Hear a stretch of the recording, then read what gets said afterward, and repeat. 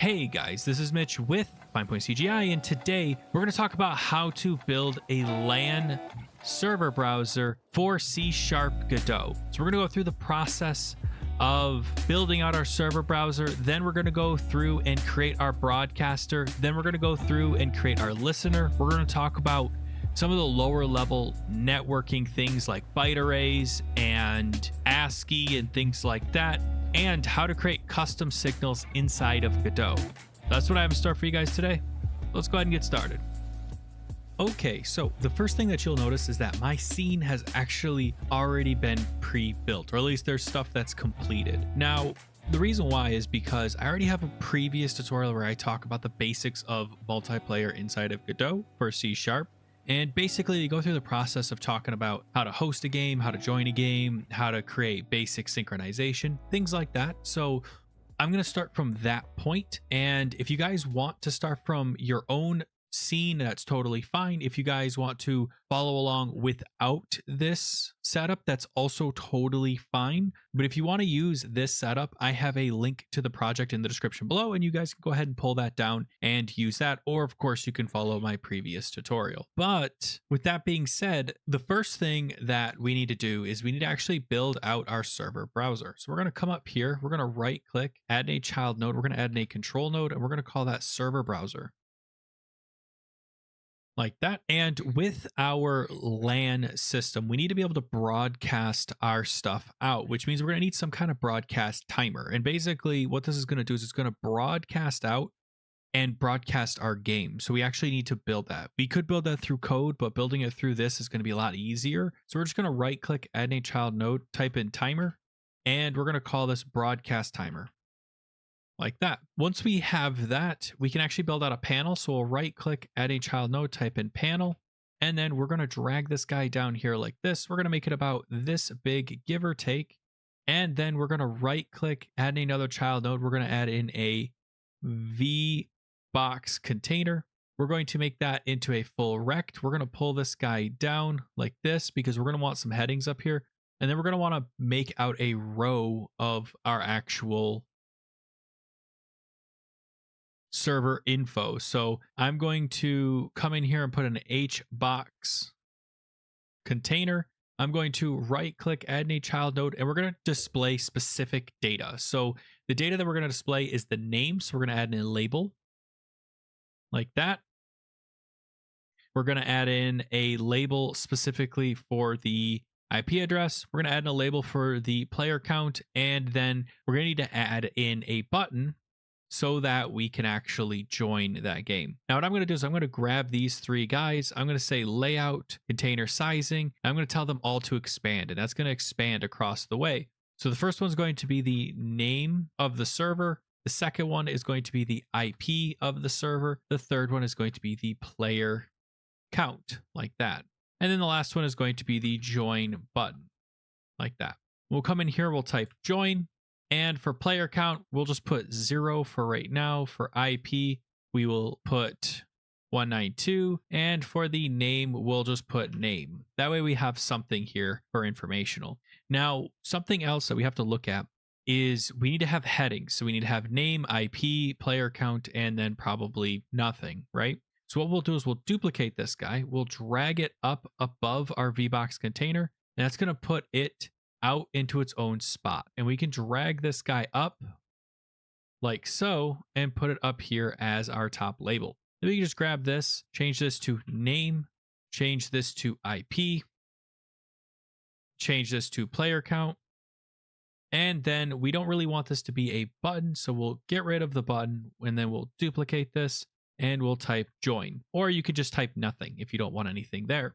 Now, this will be our heading, and it's not going to really change. This, on the other hand, will be duplicated. So what's going to happen is every time we have a new server, we'll just duplicate it like this, and that's basically how it's going to work. Now, if you want to put all of this under a scroll box to make this thing scrollable, you could definitely do that. But in this case, I'm not going to do that. I don't feel like we need to, at least for right now.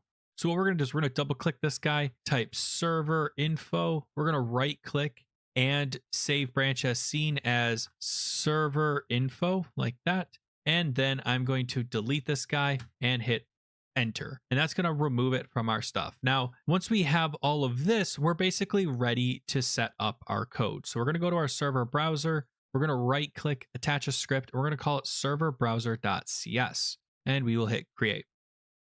Now you'll see Visual Studio is going to pop up here. Well, Visual Studio Code in my case, because that's what I'm using. That being said, if you're using Visual Studio, that's totally fine. Visual Studio and VS Code are basically the same thing when it comes to development. So just use whichever one you feel is comfortable. So first things first, we need to actually set up some stuff here. So we need a couple of things before we can even begin building out this server browser.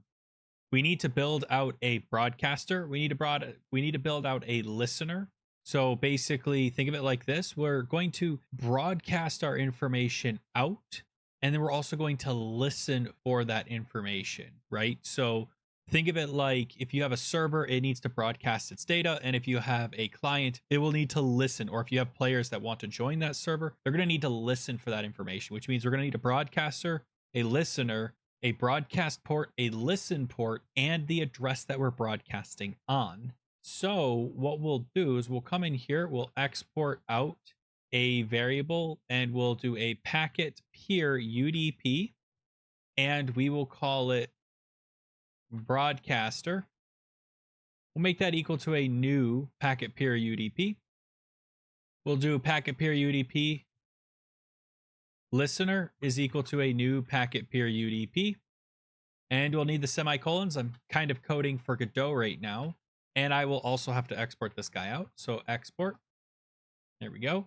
And then we'll need to do our listen port, which will export. So export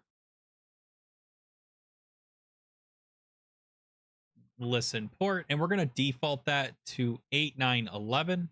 Because if you remember, in our previous tutorial, we did hosting on 8910. So I don't want it to interfere with our hosting port. So we're going to do it on 8911. That way it's not actually going to interfere with it. Then I'm going to copy and paste this and say host port, and I'm going to make that 8912. And again, the reason why we're separating these guys is because we're going to have to bind to a port. And basically, when you bind to a port, what you're doing is you're saying, I own this port, okay? And that means that you can't have a packet peer UDP listen on a port and broadcast on a port. They have to be separate, or else you'll have collisions. So that's the reason why we're separating the two. Now we need to set up our broadcast address. So I'm going to export out a string, and I'm going to make that broadcast address, and I'll make that default to 192.168.1.255. Now you might be wondering, okay, well, hold on. How did you get that information? So if we open up a command prompt, so I open up a command prompt here. If you type ipconfig, you'll notice that my IPv4 address is 192.168.1.123. So that's why we're doing 192.168.1.255. And you might be wondering, why am I doing 255?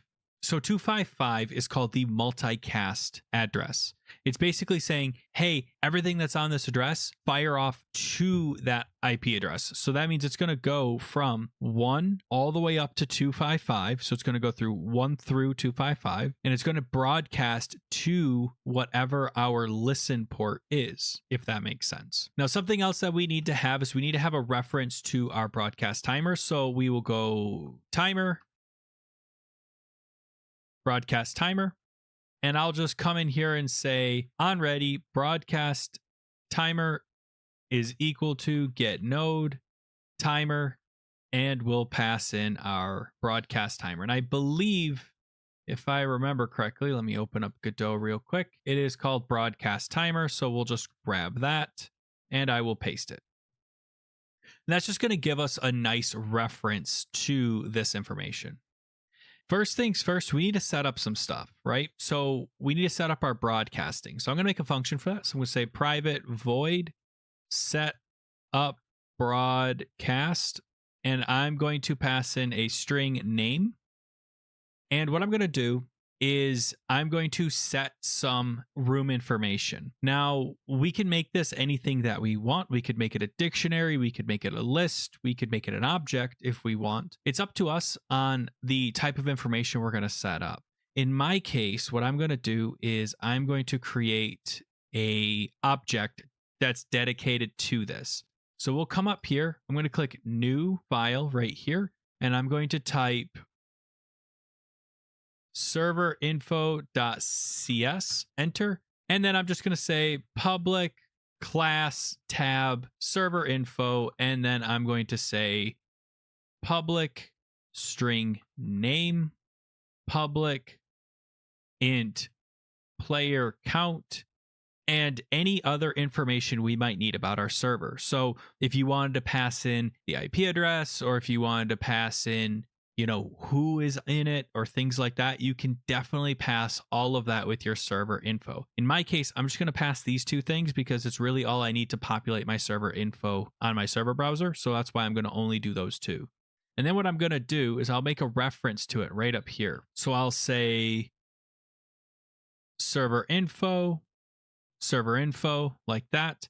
And when I set up my broadcast, I need to create a server info. So server info is equal to a new server info like that. I'm going to put brackets in like this. I'm going to type name is equal to quote name, comma, player count is equal to, and in my case, I'm going to go with game manager dot players dot count, and that's going to pass back my player count. So that way I actually know how many players are in my server. Now, you could initialize this with a 0. You could initialize this with a 1 because you have the host in there. But if you do it this way, it's going to be relatively simple to handle. And even though we're going to be updating it every second, there is a possibility that somebody might receive your server information with a 0 player count instead of a 1 or a 2. And it just makes things a little bit cleaner to make sure we initialize it correctly. Now, once we've set up our object, all we have to do is set up our broadcaster. So we already have a broadcaster is equal to packet peer, new packet peer UDP. So we don't have to do that. But what we do need to do is we need to broadcast our information. So broadcaster dot set broadcast enabled. And we'll pass in a Boolean of true. And that's just going to set our broadcast to be enabled and say it's good to go. And hopefully this will work. If not, I'm going to pre-code some stuff here. So I'm going to say broadcaster.set destination address, and I'm going to set it equal to my broadcast address, comma, and then whatever port we want. In our case, it's going to be our listen port. And actually, now that I think about it, we're probably going to need it, so I'll leave it. And now we have to bind our information. So we'll say var OK is equal to broadcaster dot bind, and we're going to bind our information to our broadcaster port, host port, like that. And that's going to bind it to our host port and basically say, okay, we're capturing this port. We now own this port. And I'm going to check to see if there's any errors. So if OK is equal to error.ok, then we can just gd.print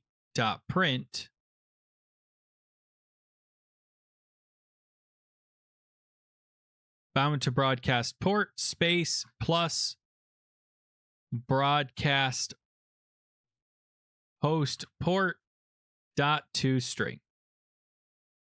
Else, if we have an error, then we need to actually say that something broke. So gd.print failed to bind to broadcast port. And now capital B, and we'll put a semicolon right there. And then we need to tell our broadcast timer to actually start. So broadcast timer.start, like that. And that'll basically start our broadcast timer. Now our broadcast timer needs to be running, which means it's going to start and fire off a signal every single second. That means that we have to hook that signal up. So if we come over here, we click on our node, we do timeout, we click on our server browser, We copy this guy right here and hit connect. It's going to open up our server browser right here. We can come in here and say private void paste, and we can start coding out our broadcast timeout. So what is going to happen is when our broadcast timer times out, we need to go update our information and then broadcast our data, right? So what we're going to do is we'll go print gd.print broadcasting game, and then we're going to come in here and say server info.player count is equal to game manager.players.size count. Now you might be asking, hold on a minute, where is game manager coming from? Because this is something I didn't cover. So there's a game manager up here as well. So the game manager is actually something that I built. It's right here. It houses my players' information. Now you may or may not have that information. It just depends on if you followed my tutorial. If not, then that's okay. You can either create a game manager and add that in, or you can choose to just ignore that little bit of information and then just continue ahead as if nothing happened. Now, once we have this, we need to actually stringify our data. So we need to make our data from an object to an actual string. So we'll say string JSON is equal to JSON.stringify, and we'll just pass in our object. So we'll just put in server info like that. Now you'll see it's going to get mad at us, right? We can't convert server info to Godot variant. So you have one of two options. You can either come into here and make it inherit from a node like that, and then you'll notice suddenly Godot's okay. Or you can choose to use .NET's JSON tool. So I'll show you how to use the Microsoft JSON serializer. If we bring this guy back like this, Control S, you come in here, get rid of this bit of information here, and instead you go JSON serializer .serialize like that, and then you pass in your server info like that. And that's going to actually serialize that data into JSON. And you might be asking, okay, hold on a minute. Why would I want to do this over top of doing it with the Godot system? Well, here's the reason why. JSON serializer.serialize does not require us to have this as a node. And you might be thinking, okay, but who cares, right? Well, here's why it matters. Because a node has a bunch of additional things associated with it that makes your object much larger. Think about it this way. A node has stuff like its name, an editor description. It has, if it has an owner, it has physics property, process, or physics process priority.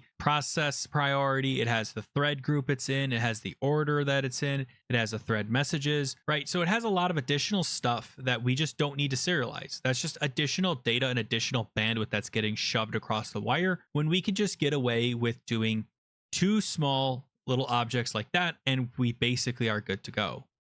So that's pretty much the big reason why we want to go this route over top of using the Godot method. Now we need to convert that data. So we can actually come in here and just say var packet is equal to JSON.to, and you'll see that we have a bunch of different options here. I like to use ASCII buffer. ASCII buffer is great if you're doing basically English or something that's covered by the 256 band of the ASCII. So stuff like @ exclamation points, upper and lowercase English characters, things like that. But if you're not able to do that, if you need to use something like Japanese or Chinese or something like that, you may want to look at UTF. So there's .utf16, .utf8, .utf32 buffer. Okay. And basically what we're doing here is we're basically saying, okay, I want to take this JSON data and convert it to ASCII binary data. You don't want to send data through UDP without converting it to some form of binary. And each binary has a special property that matters. So for instance, to ASCII is what I usually use because it's simple and easy. But there is like to MD5 buffer, there's to SHA, there's to char array, to lower, to Pascal, UTF-16, 32, 8, right? 8 is great if you want to add in lots of symbols and things like that. 16 is great if you want to do stuff like Japanese and Chinese. 32 is really great if you want to just say, I'll take everything. But here's the reason why it's important. Because if you are only using English, to ASCII is super efficient. It's very small amounts of data. The buffer is really small. But if you do something like 216, right, UTF-16, it's going to append stuff to the front and the back of your buffer, and it's going to increase the size of your packet. But the reason why it does that is because it wants to get that extra compatibility for the additional symbols. So that's basically the reason why this choice actually matters quite a bit. In my case, it doesn't matter because I can just use ASCII, because I'm just going to be using English words pretty much for my server information. So I'll put that in, and then all I need to do is actually put that packet into the buffer. So I'll say broadcaster dot put packet, and you'll see that it is expecting some form of buffer. Okay, it's expecting like a byte array. Okay, so that's the reason why we had to change it from JSON to some form of byte array, because when you put packets, you're sending that raw packet data as basically some kind of byte information. So we'll say packet, and that should just work. Awesome. So now that we have broadcasting kind of figured out, how do we listen to that data? So to listen for information, it's actually relatively simple. If we scroll up here, first things first, we need to set it all up. So I'm going to make a function for this. So I'm going to say private void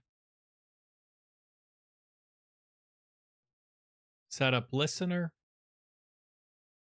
And what I'm going to do is I'm basically going to do what I did with my setup broadcast. I'm going to say var OK is equal to listener.bind to my listen port. And then I'm basically just going to say if OK equals OK, then we can just gd.print,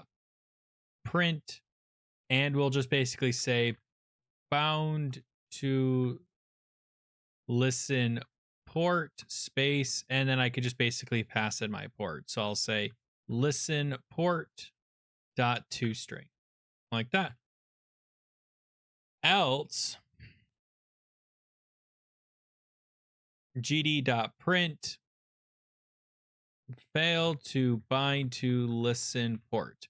Now, something that we're going to have a problem with is how are we going to test this? So if you look at this, I'm setting up my listener right here, right? And we're going to need to call this first things first. So if we come up here and just say setup listener like that, there we go. And that'll call this. But we're going to run into some problems, right? We can't have two projects bind to the same listen port. So testing it on one machine is going to be really hard. So what we can do is we can just say create a label and then basically just tell it whether or not we've bound to a listen port. And if so, then we know that that's the one that has to be the client, at least for testing purposes. So what I'm going to do is I'm going to come in here. I'm going to right click on my server browser, add in a child node. I'm going to add in a label, and I'm going to drag this guy over here, and I'll just say bound to listen port true. I'm going to copy that, and I'll come into my server browser here, and I'll basically just say get node label, and I believe it's going to be under just label. So label dot text is equal to quote paste semicolon. Then I'm going to copy that, and if it fails, we'll just say bound to listen port failed, false. And that's basically going to tell us whether or not we're going to host on that one or whether or not we're going to host on the other one. And the whole purpose of this is just to make testing a little bit easier. You don't have to do it this way, but it's just something that I found is going to make things a little easier.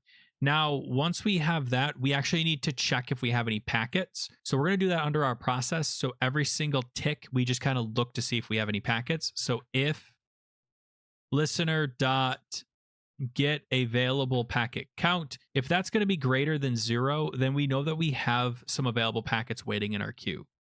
And what we'll do is we'll basically pull that packet information. So we'll say string server IP is equal to listener.getPacketIP, like that. And then we need to do the same thing, but for our port. And then we actually just need to pull back our packets. So get packet port, and then that's going to return an integer. If you hover over, it'll say that it's returning an integer. So we'll say int. And then we need to actually return our packet information. So get packet. Now you'll see that we have a squiggly line underneath get packet. That's because it's a byte array. So we need to say byte, and we'll make that a byte array. Now we'll name this one server port, like so. And we'll just call this our bytes, like that. And then we need to convert our bytes back into our object. So we need to go server info is equal to bytes dot get string from ASCII. And you might wonder, okay, but hold on, you're doing a string here. And that's because what we'll do is we're going to convert this inline to an actual JSON object. So we'll say JSON serializer.deserialize, and we'll pass in this byte object string. And I'm going to add in brackets like this, and I'm going to say server info, like that. And then we'll copy this, paste, and there we go. And that's just one big line to basically convert our data from a byte array to our actual server info. And from here, we can basically just print our server info. So we'll come down here, we'll say gd.print, quote, server IP space plus server IP, space plus quote server port space plus server port plus server info, and we can pass in our server info. Now I'm just going to grab bytes get string from ASCII because I already know what this is going to be. So plus get string from ASCII, and that'll pull back our data. So that way we actually know what kind of data we're getting back. Now, once we have this, we should be relatively good to go. Now, we do need to set up our broadcast with a name, so we need to actually have that running and ready to go. In my case, since I already have done a multiplayer controller, I'm just going to go into my multiplayer controller.cs, and I'm going to scroll down to where we actually host our game. So you can see right here is where we host our game. And what I'm going to do is I'll come in here, hit get node, as type server browser, like this. And I'm going to fetch back my server browser here. You can see that our multiplayer controller is right here. Our server browser is right here. So it should be relatively easy for us just to do that. Paste that in and then hit dot. And you'll see that our setup broadcaster is private. That means we can't actually grab it. So we'll make that public. And we'll change this to a capital S. So that way we can maintain some form of a naming convention here. We'll go to multiplayer controller, set up broadcast, and we need to pass in a name. Now, in our case, we actually do have a name. It is, I don't know if it's getting set. It doesn't look like it. So what we can do is set it by typing get node label, and we'll fetch back our label, which should be our line edit. So we'll just grab this guy, and actually it's a line edit, so not a label. So we'll pass back that line edit, and we'll change this to line edit dot text, and that'll pull back that text.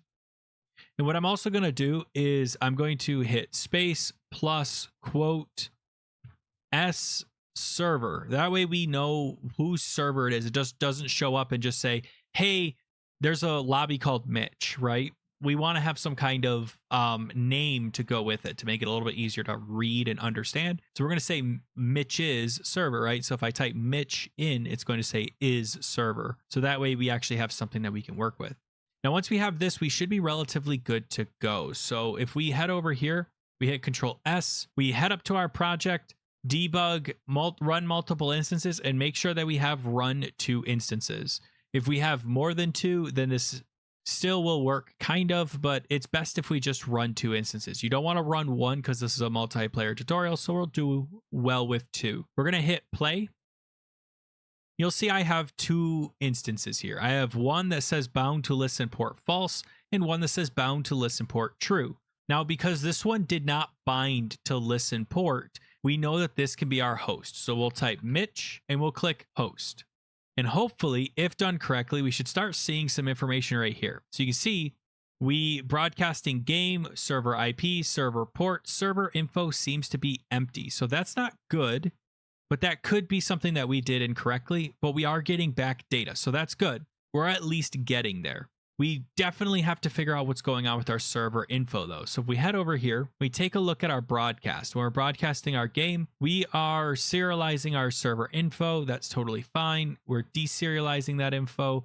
I'm curious what our JSON information is. So I'm going to say gd.print JSON like that. I'm going to see what this information is to see if it's even serializing our data correctly. So I'm going to come in here and I'm going to host. And I'm going to see what I get. So broadcasting game, I am broadcasting empty information. You can see right here, it's perfectly empty.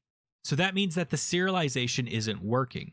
Oh, I think I know what's going on. So if we head over here and we take a look at our server info, these are not properties and they need to be properties for C# to be able to serialize them. So we'll go with get semicolon set semicolon, and hopefully that will fix our problem. So we'll do that and then we'll test it real quick. So we'll hit Control S and then we'll hit play.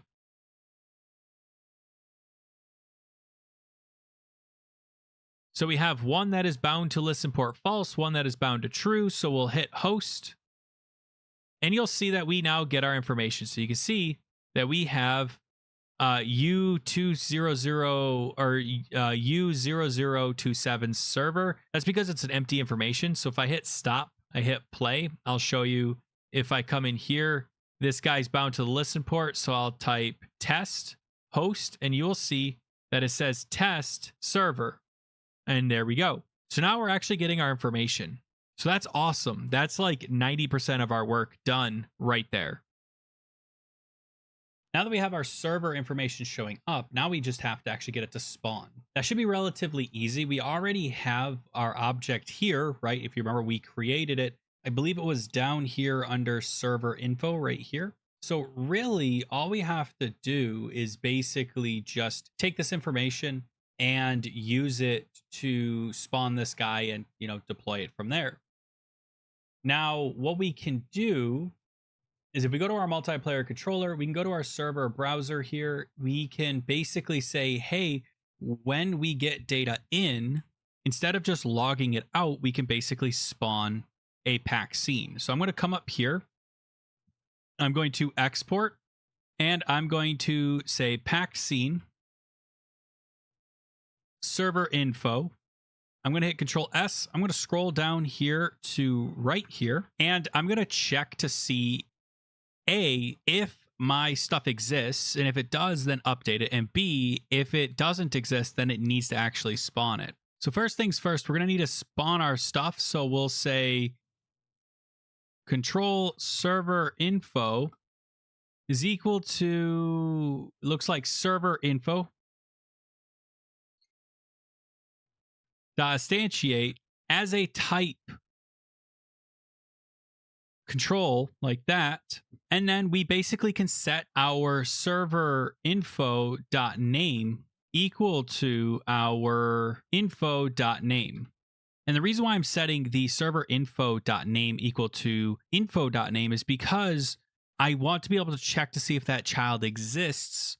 And I want to make sure that it's unique. So basically I'm setting the name as the name, and that way I can kind of make sure that everything kind of matches up properly. And from here, I just have to say server info.getNode. The type is going to be label, and it's going to be name like that. We'll hit .text is equal to server info.name. And that's going to set our actual name tag to be the proper name. So then we're going to do the same thing, but for IP and player count. So I'll just copy this 3 times. I'm going to change this to IP. I forgot if we used an uppercase P or a lowercase p. So let me check real quick. Server info, it is going to be capital IP. So we'll do that real quick. Come back here, capital IP. And in terms of player count, it's going to be player count, I believe. So let's take a look real quick. Player count, so that works perfectly. We'll go back here and we'll change this to server IP. And we'll change this to our server info dot player info dot player count dot toString, like that. And then we need to add it as a child to our VBox container. So we'll say get node VBox container, and we will go, I believe it'll be panel / VBox container dot add child, and we'll pass in our little server info we have here, like that. And after that, we should be relatively okay. Now, doing it this way works, and it works really well. But if we do it this way, every single second when our server broadcasts, we're going to have a duplicate of our object get created because we're not really checking if it already exists. So we need to do that real quick. So we'll come in here and we'll say if get node VBox container. We actually just pull back this little bit here. So VBox container dot get children dot where, and you'll see that where doesn't work. So if we click on this little button right here using system.link, we can actually use link. So what I'm doing is I'm going to check to see if any children come back where x pointer x dot name is equal to our name. So info dot name, like that. And then we'll say dot count is greater than 0. And if that's the case, then we know that we have a child that actually has our name, the one that we expect. So what we can do is we can basically just update that server. So we can say, you know, now that I'm thinking about it, what I think we'll do is we'll just come in here and say node current node is equal to, and I'm going to pull back all of this dot first or default. And what that should do is that should return a null object, and then I can just check to see if this node is null. So it does not equal null. Get node, and then I can actually just pass in this guy here and do that. And instead of doing server info, we could just do current node, and then we could just return. And that should solve our problem, hopefully. So in theory, this should just work. So we'll come in here, we'll go to multiplayer controller, we'll hit play.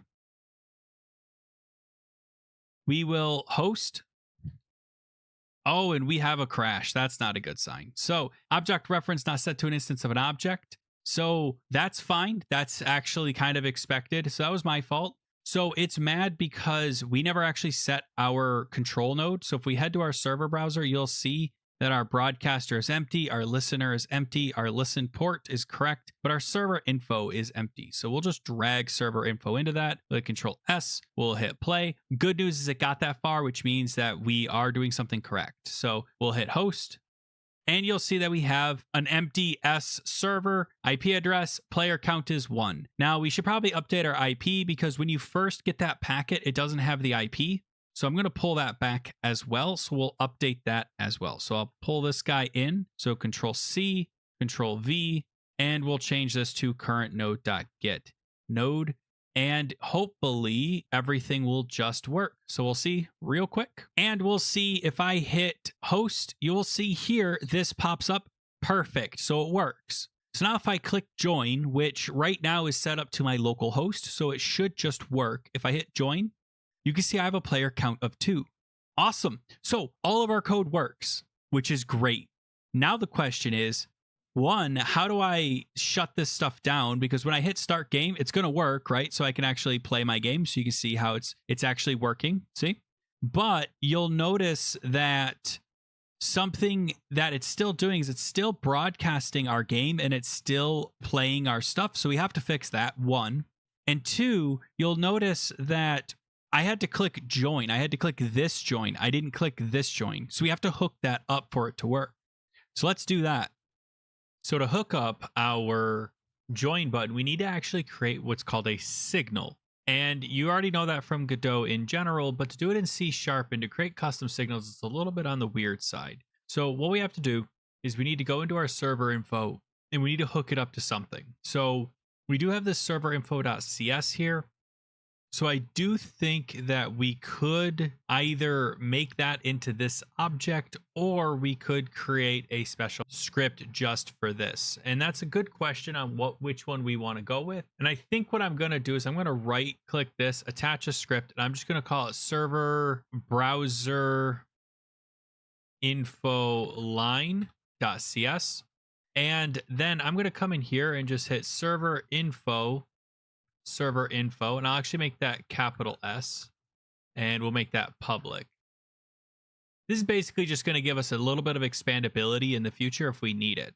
Also, what I'm going to do is I'm going to create a signal. Now, to create a signal inside of Godot, it's actually pretty simple.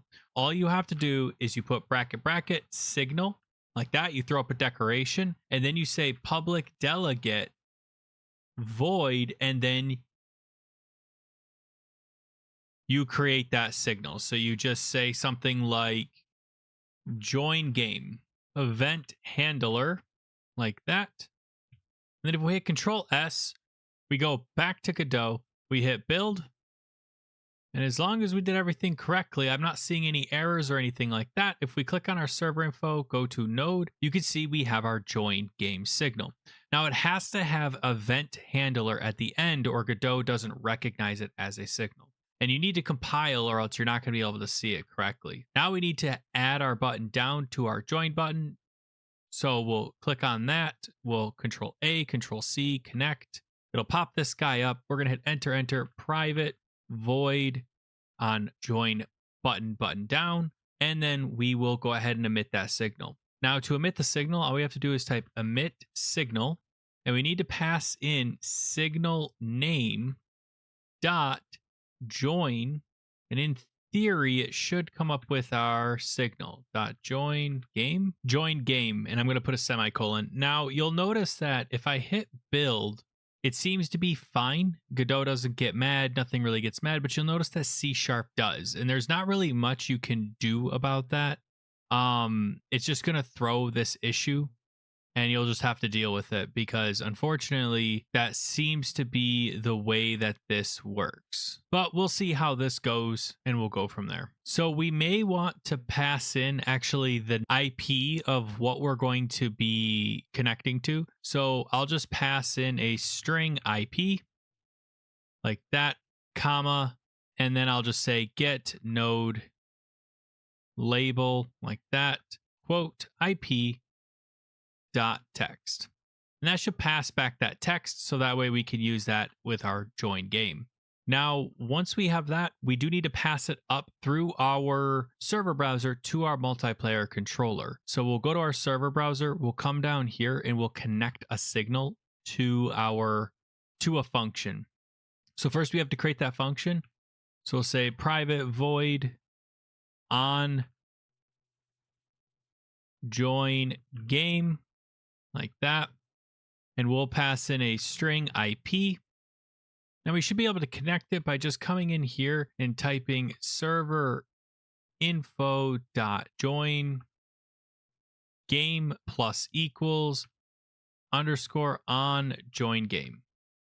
And with luck, that should work. So we'll come back to Godot, we'll hit build, and everything seems to build correctly. Now I'm really not sure I'm a fan of this because it's showing these Roslyn issues, and I just don't like having these squiggle lines like this. That's just painful to see. But For right now, we'll let it ride. We'll see how it goes. So if we type gd.print and then we print our IP, in theory, if it worked, then we should at least see something if we run through a quick test. We'll go to our multiplayer controller, hit play.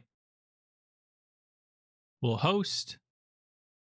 And then we'll click join, and you see that it is working. So at least it's working, so that's good news. So what that means to us is that we're doing everything correctly. It's just that Visual Studio's stuff is not set up to handle exactly how Godot is doing this.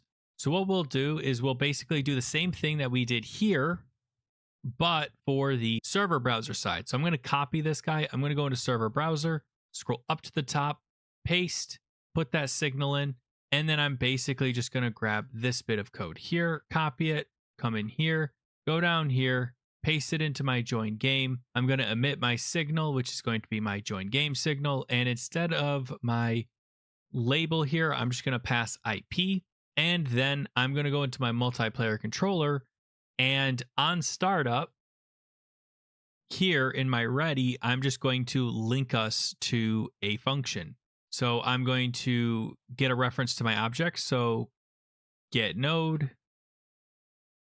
It's going to be type server browser. And if I look at this, it should just be server browser. So we'll grab this, paste, dot. And if we look at how we do this, we just do dot join game. So we'll do the same thing here, dot join game plus equals, and I need to make a function for this. So if we take a look at our on join button down, this is basically where we're going to be doing this. So what I'm going to do is I'm going to grab this bit of code here. I'm going to control X. I'm going to make a private function called join game. And I'm going to put a string IP like that. And I'm going to paste. And then I'll come down here and hit join game. And I'll pass in what I'm passing in here. So it's going to be address. I'm going to change this address to IP. So that way this now becomes a generic function. And we want this to be a generic function because a generic function is going to give us a lot more flexibility in the future. So now we're not tied to just whatever our address is set. We're tied to whatever we call this function and the parameter that we put in. So that's going to give us a little bit more flexibility here. Now, if we scroll up to the top, we can just type join game like that. And in theory, if we've done everything correctly, we should be good to go. So I'm going to hit build, and it looks like it built correctly. So we'll hit play. You can see where bound to listen port is true, bound to listen port is false. I'm going to click host, and I'm going to click join. And you can see that I've joined the game. And if I hit start game, we've now started our game. So great. All of our stuff seems to be working up to this point. Now we just need to make it so that we're not broadcasting our game if we click join. If the join game comes across and we're actually running our game, we don't need to be broadcasting anymore. So we need to set up some way to clean all of our stuff up. So if we head over to our server browser here, we do need to have some way to clean up. So I'm going to come in here and do public void clean up. And all this is going to do is it's going to run through and basically destroy all of my nodes and all of the things. That way we don't actually need it. So I'm going to go in here and say listener.close, and that's going to close that port. And then I'm going to type broadcaster.timer.stop because I'm going to stop it from doing any more broadcasting. And if my broadcaster does not equal null, then I'm going to make my broadcaster dot close like that. And that basically makes it so that if we have a broadcaster, that it gets closed. Now this code may not actually work because I think I'm setting this to a new packet peer UDP.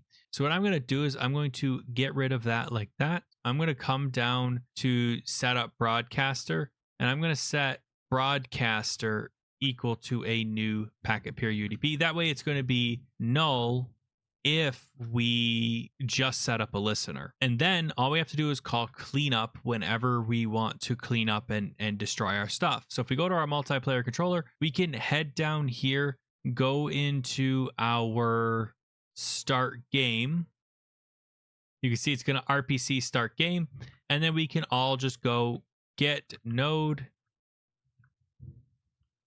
server browser, pass in our server browser just like this, dot cleanup. And that should clean up anything that might be straggling or holding over. So that way we're not just running it the entire time. So now if we hit play, in theory, this should solve all of our issues. So we can come in here, host, it should show our server. We can hit join. We've joined it. If we hit start game, you can see we are no longer broadcasting or receiving any information. So that's just a way to kind of clean up some stuff and make things a little bit cleaner and easier to use. So at this point, I think I have pretty much everything covered. So we went through the process of building out our server browser. We talked about how to actually broadcast your information. We talked about how to listen for information. We talked about UDP and packet creation and serialization. We talked a little bit about byte arrays and how those work and why they're important to be used. We also talked about some of the best practices for object management. And finally, we talked about how to clean up after ourselves, because that's something that's always useful and important. So if you like this video, go ahead and hit that like button. Hey, if you dislike this video, go ahead and hit that dislike button, because I'm here to make content for you guys. This video was a viewer suggested video, so if you have any suggestions, please leave them in the comments below. I'll be more than happy to take a look at them, or jump on my GitHub and make a suggestion in the Finepoint CGI suggestions. And hey, if you guys have any questions or comments, leave them in the comments below, or jump on my Discord. Link is in the description, and anybody there will be more than happy to help you out with any issues you might be having. We have a great group of people over there, and I'm glad that people take some time out of their day to help you guys out. But that is all I have for you guys today. So thank you so much again for watching, and I'll see you all next time. Thanks.